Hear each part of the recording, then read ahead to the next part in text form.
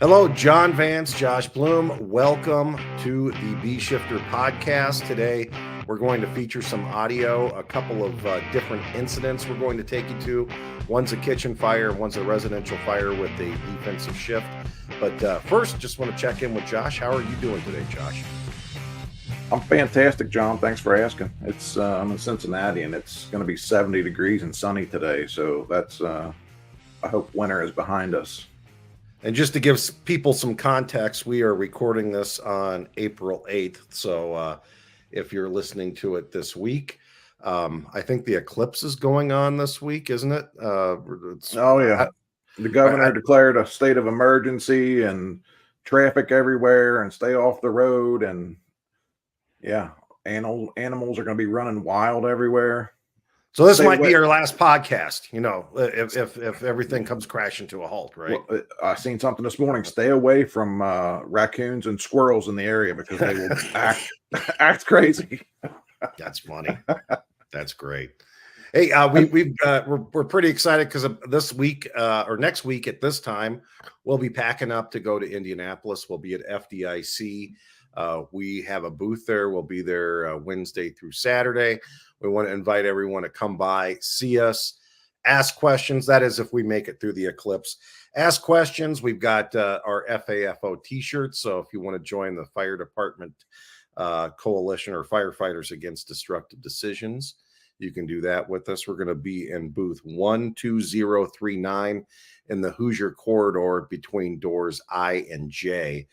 So we're out in the main kind of hallway area.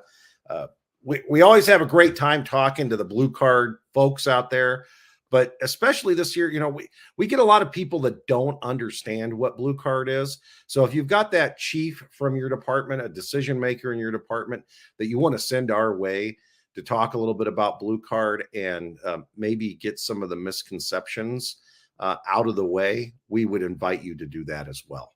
We got a big staff there this year, so Chris Stewart's going to join us. Grant Light's always there with us. Eric Phillips going to be there, and then a few others. So yeah, come hang out. Might even throw some live short little podcast snippets out there like we did at the iChiefs. Maybe get some recordings, maybe whatever. So yeah, stop by, chat with us, questions, answers, ideas. Come on by. Love to see you. We continue to refine our online program, which has been the case since day one. Back in October, we relaunched the website and we continue to make updates. I know in the last couple of weeks, we had a couple of huge updates made to that in terms of the dashboard and being able to see expiration dates. Where are we at right now, Josh, on everything with the Bee Shifter site and the Blue Card on Learning platform? Yeah, so we're never going to be finished with it because we're going to live in the state of constantly fixing ourselves. And, fixing yourself doesn't necessarily mean it's broke. It really just means that you can do better. So, again, our priority was getting the learning management system back up first. And that was back up right away within a few days of when we switched over. And then, now we're working on the records management piece of it. Just recently, we got the student dashboard in the department roster, tons of updates and improvements based off of input from all of you, the customer that use that system to help refine how the roster and building rosters and managing your personnel so that they can maintain certification. We know your time's valuable. So that was a big piece of it, trying to just streamline how an instructor, builds a roster, how fast they can find data, and really some reports. So some quick reports that can be run that kind of gives you an overview of where are your students, what do they need to do, what have they done, when renewals are coming up, all of that. So every week we continue to improve upon the current system. If you have any suggestions too, we are open to hearing from you all the time. So Josh's email's right there. My email's right here. So feel free to send an email. Let us know any thoughts you have or some things that you might think that we need within the system, and we'd be happy to look at it, because we are always fixing ourselves, like Josh said. And then finally, before we get into the meat of the podcast, we continue to sign people up with early bird pricing for the Blue Card Hazard Zone Conference, September 30th through October 4th in Sharonville, Ohio, right outside of Cincinnati. If you went to the conference this last year, over 500 people attended. You know what a great learning and networking event that was. We have even a bigger conference this year. We have more instructors, more classes, and then we added some pre-conference classes too, including a Mayday workshop. The Mayday workshop is filling fast. I think right now we have 10 or 11 seats available for that one left. And you could come out to Cincinnati, spend the week with us, and get a lot of learning in, and still take advantage of that early bird pricing. Yeah, $715 if you do the workshop, right? So 2 days of Mayday workshop, 2 days of a conference with 22 different presenters, Chief Lead from FDNY, just a list of folks that we connect with. Dan from FSRI, NFSA, our partner Shane Ray, and updates on sprinkler systems. Yeah, so there was 40 seats available in that Mayday workshop. We're still 6 months away, and I think there is like 10 or 11 seats left in that. And anybody who signs up gets a free online account that's transferable. So even if you're already certified, you can transfer that online account to somebody else. So if you're just coming to the 2-day component, you're going to pay $415 to come to the conference, and you would pay $385 for an online account. So, the difference of $30, and I get an online account and come to a 2-day conference that's, packed full of information and presenters. And we added capacity compared to last year, but at some point we will fill up. At some point, the hotel blocks will be sold off. So we want to encourage everyone to sign up early, get your early bird registration in. We'd hate to have somebody who really wanted to do this try to get in at the last minute and you can't. So get on to the website. It's hazardzonebc.com. And that information in the show notes, as always. You can follow that link and get registered. Bring your department. I always bring up the chief that told me he can send 5 people to this conference for what it costs him to send one person to another conference. So you get a lot of value for your training dollar, and a lot of learning, a lot of networking, and it's a really great event for not only Blue Card users, but potential Blue Card users out there, people who just care about fire command and want to learn best practices and what's going on as far as the cutting edge of incident command goes. So today we are going to dive into some audio. It's been a little bit since we've done some audio, and we're going to feature a department today in Florida, Hernando County. Tell us a little bit about this department, Josh, and the department profile, because this is the first time that we've featured them. And I believe they're a newer Blue Card department, aren't they? Yeah, so they are a newer Blue Card department. So Hernando County is on the Gulf Coast, towards the closer to the Panhandle, above 2 or 3 counties above Tampa. They've been doing Blue Card for about 9 months. They got 14 stations now, 3 battalion chiefs a day, a little over 300 personnel. And their partners to their south, Pasco County, have been online doing Blue Card for years.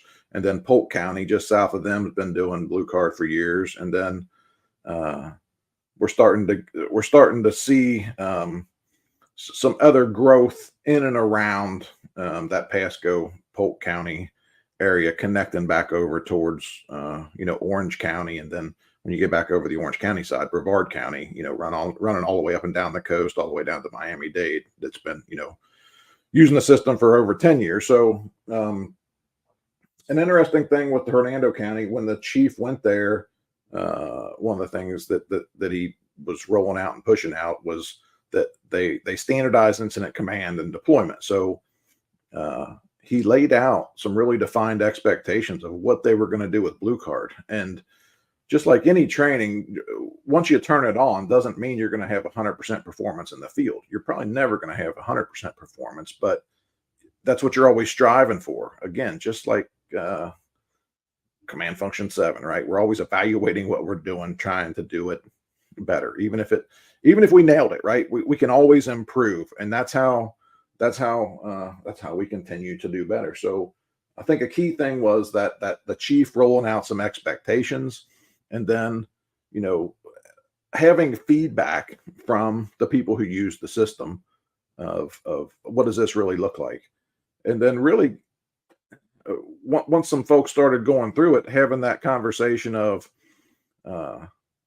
we're going to use the system and use all of the system, because, you know, far too often people try to buy into whatever it is, and they only want to use part of it, and it's like, well, you're not going to get peak performance if you just piecemeal things together, because, you know, most systems are designed to work together, all of the pieces, not just I'm going to try to plug in one part of it. So as we listen to these audio today, I mean, you can hear that they've standardized a lot of things in a very short period of time. You can understand exactly what's going on.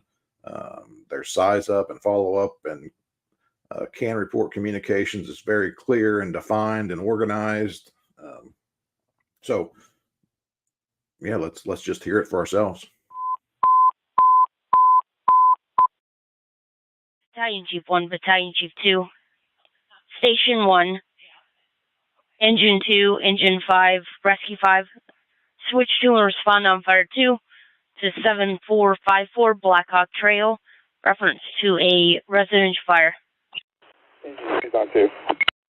Responding on 2. Responding.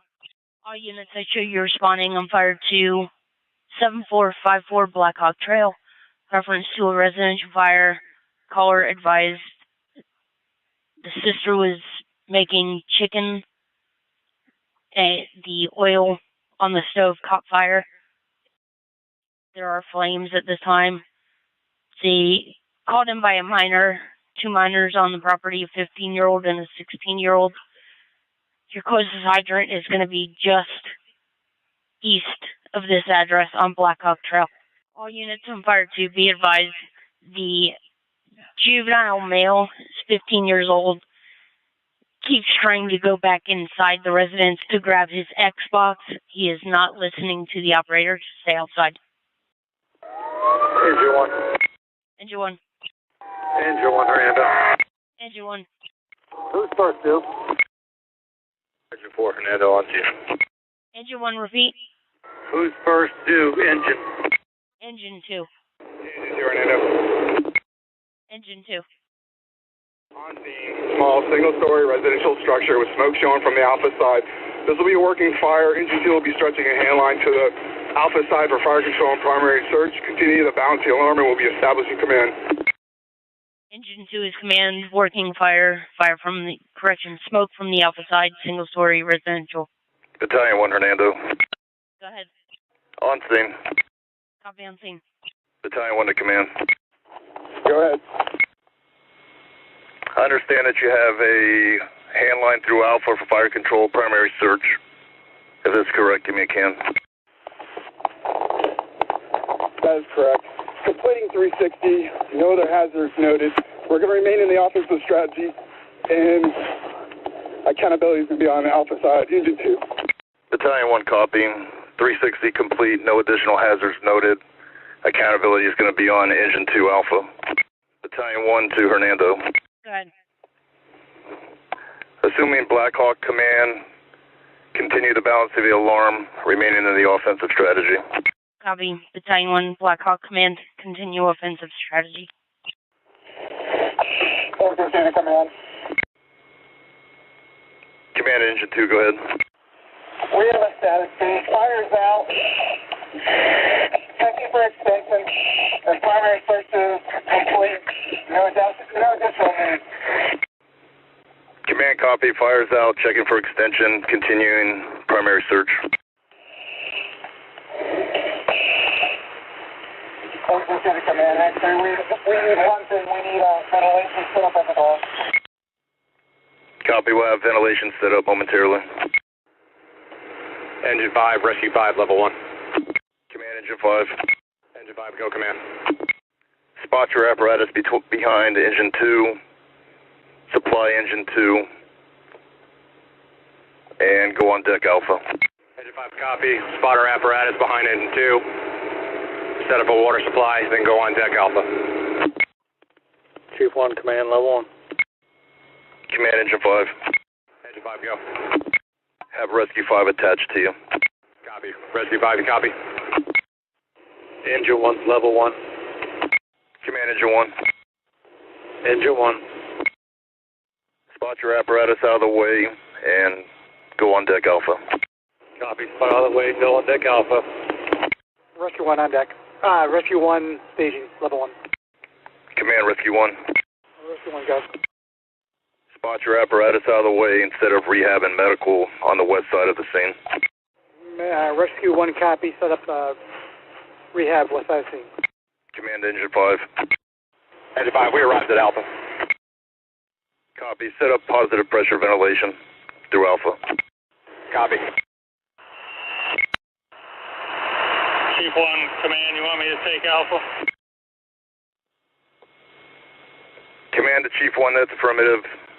Go ahead and be Alpha Sector boss. You have engine 2, engine 5 with rescue 5 attached to engine 5. Engine 1 momentarily reporting to Alpha, and you have rescue 1 setting up rehab.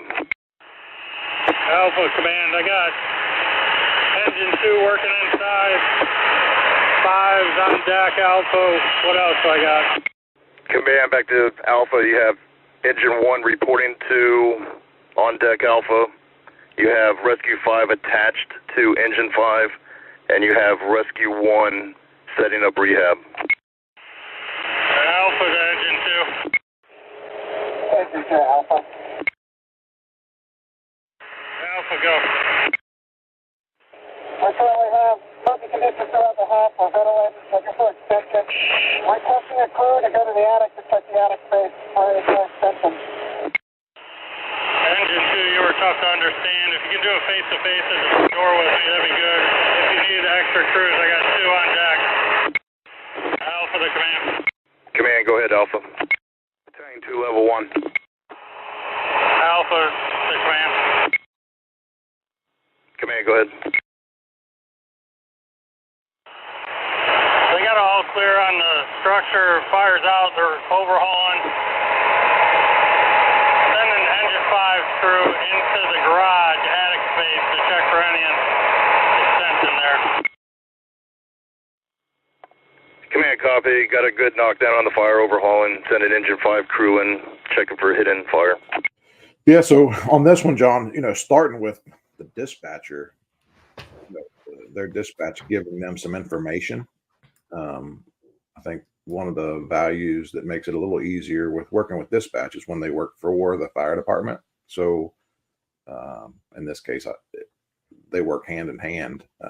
Dispatch obviously works with the fire department, but when they can work with each other, but they can also have some defined direction from the fire chief, that's also good. So, on some of their audio, we hear dispatch telling them where the closest hydrants are, who might be first due, other information like that. So that's another one of those almost like air traffic control pieces. How can the dispatcher help the companies responding? So on this one, good information there.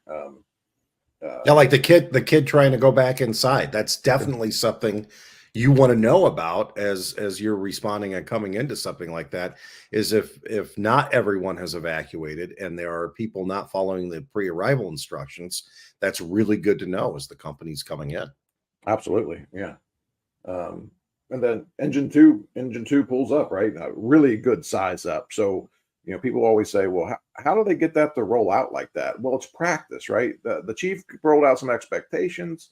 He's training everybody, he's making sure that everybody on the fire department's trained.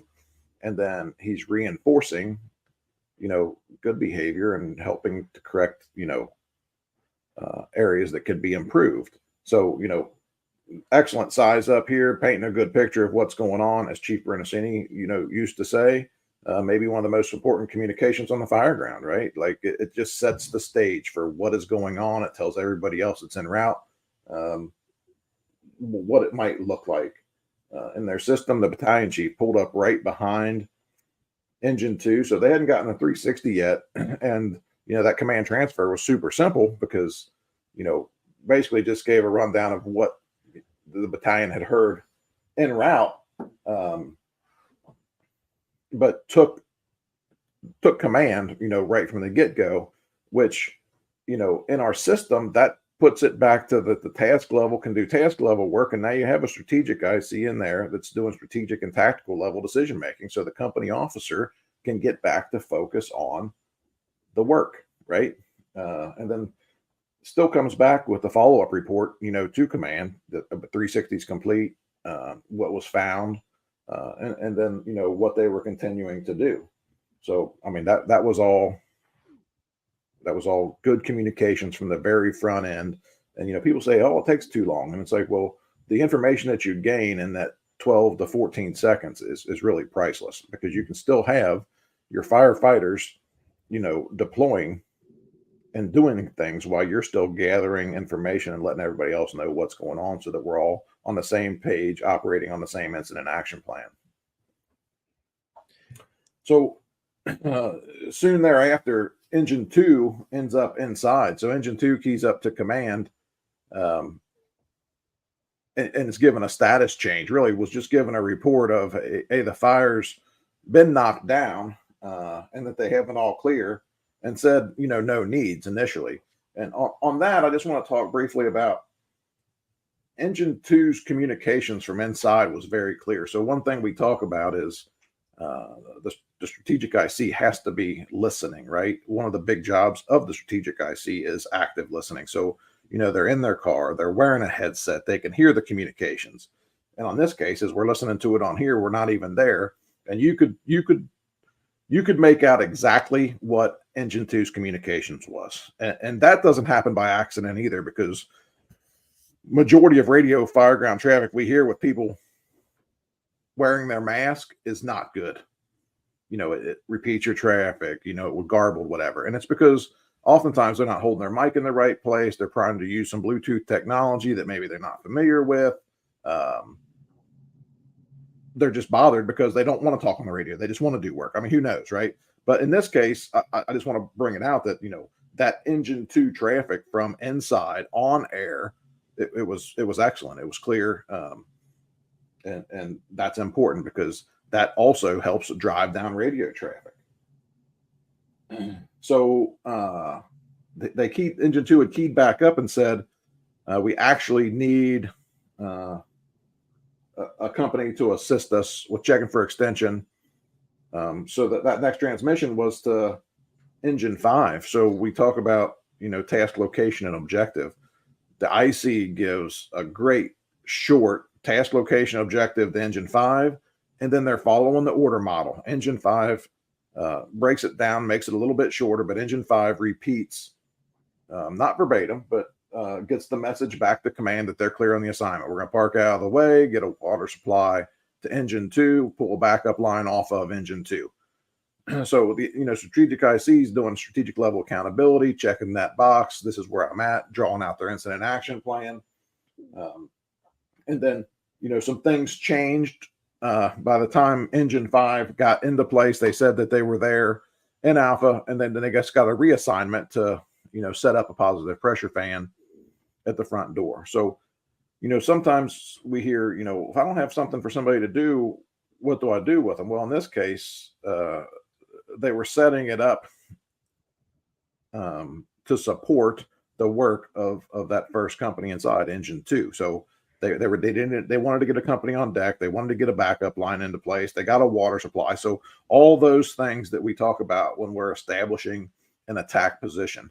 And in this case, Engine 2, the fire was quickly, knocked down and for the most part extinguished. They were just checking for extension. So then Chief 1 pulls up, and command wasn't ready to talk to Chief 1. Didn't have anything for Chief 1, right? So he talked to the next company and put Engine 1, went level 1. Engine 1, I'm putting you on deck, Alpha side. Engine 1, it was a good order model, followed the process. He put Rescue 1, which in their system assigned to medical on the Alpha side, and then circles back around. And Chief 1 said, do you want me to take Alpha? So, there was more than 3 companies assigned in a geographic area. the incident wasn't necessarily continuing to escalate, but the companies were there. And really, this is a good incident to just practice all of the moving parts, pieces, and components of the system, right? And then you can have a conversation about it. Like, what does it really look like? It's though it's a live event, it's a working fire. It's one of those where you can take some time, if you will, and exercise the system, not under as much stress. So Chief 1 gets assigned to Alpha. Command gives him a rundown of what companies he's got, and then Chief 1 ends up there in Alpha. I think good communications. We could follow the process. Chief 1 did come back as Alpha to Command and ask, "What companies do I have?" And Command came back and told him, "These are the companies that you have working." So, yeah, I mean, it's a great example of the system at work. Great audio. The other thing is I think at one point Chief 1 as Alpha was having a little bit of difficulty communicating with one of the companies, and one of the advantages of being in the division is that face-to-face communication that you're able to do. And because of some of the noise they had going with the positive pressure fan and whatnot, it's like, hey, just do a face-to-face with me real quick. At a residential fire, you can do that, and that takes it not only off the radio, it makes it clearer, while you still have the IC and a strategic command post that is capable of answering radio traffic right away, especially if there's a mayday. Well, let's keep it in Hernando County. I think this Hernando County traffic is really good, especially for a new B shift department, or B shift, especially for a new blue card department. So what are we going to listen to next? Yeah, so this next fire, it's a single story home. They pull up. Actually, the first company that's approaching actually calls out, I think, a header on horizon, or says something like that, which is a common thing in a lot of places because that just starts that upgrade, right? And it's a flip, right? We've all been to plenty of fires, and it's like you get called to what's dispatch is a building on fire, and you pull up and it's a car on fire, and it's like, well, it just got upgraded, whatever. But you can never call for them too early. So if you upgrade them and you get there and it's something else, then disregard them. But in this case, they called smoke on the horizon, or I'm not sure exactly remember how he said it, but calls that out. Everybody knows they're going to a fire, gets there, good size up, calls it defensive, from the beginning. And as we listen to the radio traffic, they get a pretty good command transfer. They get several companies there. It sounds like they get the fire knocked down. And in this case, one of the companies says to command, we want to take a look inside and knock the fire down. And, if I'm just listening to this radio traffic, kind of the hair on my neck kind of raises up a little bit, because it's like, what are we doing? We were defensive. But, if you're there and you can see what's going on, and you talk to a couple companies, and you're not going to where you were defensive, but you're going to operate in a different part of the building just to protect that space, really, we could even define that as a defensive strategy still, because we're protecting an exposure area, right? I mean, it all lines up with critical factors, right? I mean, I could clearly be defensive in one building and offensive in another building. When we talk about our residential sims, right, that happens. When we talk about some of the strip mall simulations that we have, I can be defensive in the main fire unit and offensive in an exposure because I'm in a separate space, right? And that involves a lot of decision making, depending on exactly what is going on. So as you listen to this, I kind of wanted to load that up a little bit from the front, because some people are going to maybe take that approach of what are they doing? And I always say, well, if you're not there, don't armchair quarterback, anybody. And in this case, the IC talked to two different companies, right? And had good eyes on what was going on, and, gave the companies a shot to protect what could still be saved, even though half of it was already a loss. They were trying to save what they could. Battalion 1, Battalion 2, Engine 4, Engine 11, Engine 12, Rescue 11, Rescue 4, Switch respond on fire 2 for 8095 Morelli Avenue, Zone 11, reference a residential fire. Engine 4 responding on 2. Responding. Battalion 2 on 2. On 2. Battalion 1 is responding. Responding. Station 11 responding. Responding. All units, I share responding to 8095 Morelli Avenue, Cross Street, Sterling Street, and Country Club Drive. It's going to be for a residential fire. Originally started on the porch that's attached to the house. There's no one inside except for 3 cats. It's a single story. The fire is now in the living room and on the roof. G4 responding. Responding. Angel 11 Hernando, column sighted. Copy, column sign. Rescue 11's on scene. You got a mobile home, half involved on the A side. Copy on scene, mobile home, half involved on Alpha side. Angel 11 Hernando. Engine 11. Angel 11's on scene. It's going to be a small mobile home, residential. We're going to have flames showing from Alpha, working the fire. We're going to be stretching a line from fire attack and primary search to the Alpha side. Being the offensive strategy, be establishing Morelli Avenue command. Copy on scene, small mobile home residential. Flame showing from Alpha side, working fire, stretching line, Alpha side, offensive strategy, Engine 11 command. Battalion 2 Hernando. Battalion 2. Battalion 2's on scene. On scene. Command Hernando. Command. 360 complete. There's going to be no hazards, no basement, no explosions in danger. Continuing an offensive strategy. And accountability is going to be Alpha side, Engine 11. Copy 360 complete, no hazards, no exposures. Captain 4 Hernando. What could be my closest hydrant? Closest hydrant is at 8198 Country Club Drive. Battalion 2 command. Battalion 2 to command. Yeah, go ahead. I understand you're going to be in the offensive strategy, stretching a line for primary search and fire control. This is correct. Give me a can. That's correct. We have fire in the Alpha side of the house. We're applying water at the time. Little effect. Gonna need water supply. You're coming in unreadable.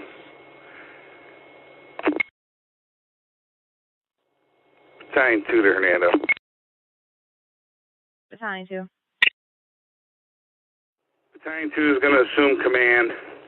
We are changing to the defensive strategy. We've lost most of the structure, and it is continuing to burn through to the other side of the structure. Go ahead and continue to balance the alarm.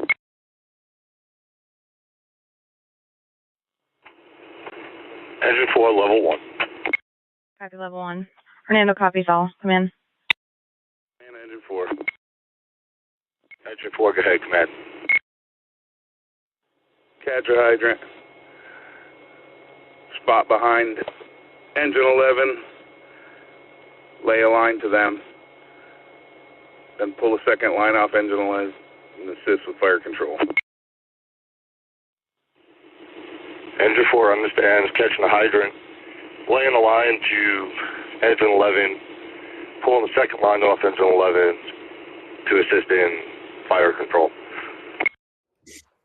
Yeah. So again, this one, the dispatch again, fantastic job by dispatch. I think, right? I mean, where's the fire? Where did the fire start? Described the building, captured information from the caller.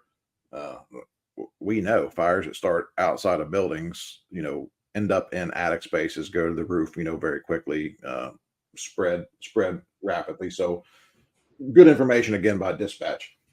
Rescue 11 pulled up and just gave like two little words, mobile home and working fire, right? And the engine was right behind them. So Engine 11 gave a great size up again, reported as offensive, does a 360, continues offensive, accountability location, where they were making the fire attack, and then the battalion pulled up. So again, a super simple transfer because it's just one company, was working at that point. So when the battalion got there, they said they were on scene and dispatch acknowledged it, but they didn't transfer command right away because in this case, they probably could see what Engine 11 was doing and didn't want to delay the work that was taking place, right? So that's another one of those pieces of I got a second here. And you can catch up your worksheet, look at look at the big picture, what's really going on so that when you set in as the strategic IC, you're really ready to do that. So when they were ready, they keyed up and got a good transfer from command. The CAN report coming back wasn't great, but I heard some pieces of it, right? So when I say it wasn't great, the firefighter talk on the mask sounded different on this one than on the first one. So command didn't hear all of it through, but based on what they could see and what they heard, water having a little effect, command made the decision right away, we're going defensive. So at that point, there was only one company there that was working. And in this case, this is one of those cases. The strategic IC is looking at it from 30,000 feet. What's really going on here? We don't have a water supply established yet. This thing's well involved. I think he might have even said the majority of the building is a loss or already lost, something like that. So, sets it up for defensive, communicated that this is going to be a defensive fire. And one of the inbound companies asked dispatch where the closest hydrant was, and she came right back and told them where the closest hydrant is, right? So that's just another one of those things. If you have that capability in your system that they can help support companies that are responding, I mean, it's fantastic. And again, I'll take it back to air traffic control, right? What can they do from a different position to help us do our job? So that whole front end thing, really good. Set it up, started out offensive, went defensive. And then other companies are starting to arrive. So when Engine 4 went level 1, Engine 4 got on a hydrant, got an assignment, get a water supply, take it to Engine 11, and then get a second line off of Engine 11 to assist them with fire control. So a really good task location and objective, followed by an excellent use of the order model. Command gives an assignment, using task location and objective. The company acknowledged the assignment, again, using the order model. And then the strategic IC can kind of check the box. Okay, I know that they got the assignment because they verified it back through using the order model and communicating to me that they understand what assigned piece of work that they have to do. So yeah, I mean, that incident only happens that way because they practice it all the time on everything. Whether you got a pot of meat smoking on the stove or you pull up and it's a defensive fire from the get-go, you use the same system all the time. And we evaluate critical fire ground factors and plug that into our incident action plan of what are we going to do about it. So what is the problem and what are we going to do about it? And when we see a manufactured home, that's certainly a critical fire ground factor. We can't dismiss it because it's a smaller structure. Certainly firefighters have been killed and seriously injured in manufactured home fires. And they were looking at that building in that way, that this is going to be a fast moving fire. We know it's very lightweight construction. And he made a pretty good determination right off the get-go almost that we're not going to risk our lives for stuff that's already lost. I mean, this building's going to be a complete loss. So really good move there on that defensive shift. Well, that's a great audio from Hernando County. I mean, salute to those guys and what they're doing with Blue Card. I can't wait to hear what they have going a year from now as they continue to grow and continue to develop the system within their jurisdiction and working with some of their partners and really letting this blossom out and continue to grow their capabilities as incident commanders. Yeah, John, they've done great work, and actually we're headed to Hernando County at the end of this month for a train the trainer class. So we got a few open seats left in that if anybody was interested in attending that, they could reach out to the office or myself, Josh at bshifter.com. Yeah, we'll be I think it's Hernando. We'll be in Hernando County. I think it's the last week of April is when we will be there, but it's listed on bshifter.com. You can see that class there. Excellent. Well, do you have anything else for the folks before we wrap it up today, Josh?